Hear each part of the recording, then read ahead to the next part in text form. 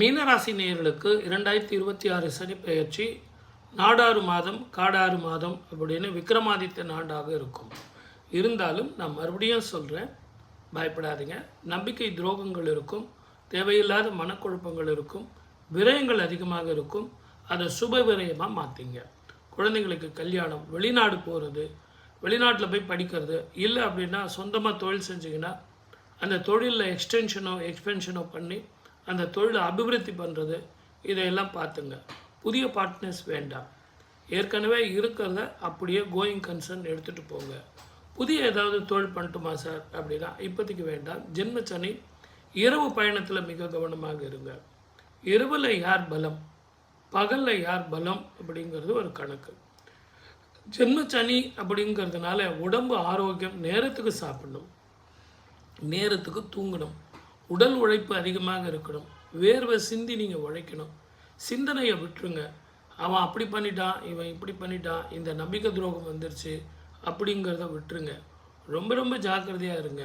ஆனால் உங்கள் ஜாதகத்தை பொறுத்த வரைக்கும் நான் ஒன்று தான் சொல்வேன், யார் எப்படி செஞ்சாலும் உங்கள் முதுகுக்கு பின்னாடி தான் பேச முடியுமே ஒழிய உங்கள் முகத்துக்கு நேராக வந்து பேசுகிற அளவுக்கு உங்கள் ஜாதகம் இடம் கொடுக்காது.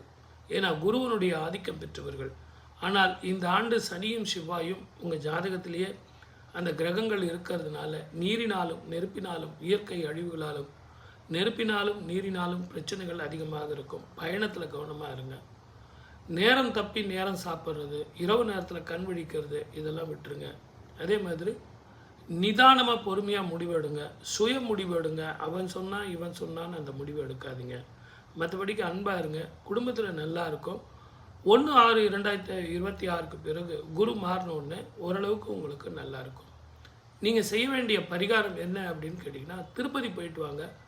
திருப்பதி மலை மேலே ஜபாலி ஆஞ்சநேயர் அப்படின்னு அங்கே போயிட்டு சுவாமிக்கு அர்ச்சனை பண்ணிக்கிட்டு அந்த தீர்த்த தண்ணியை வந்து தலையில் தெளிச்சிங்க.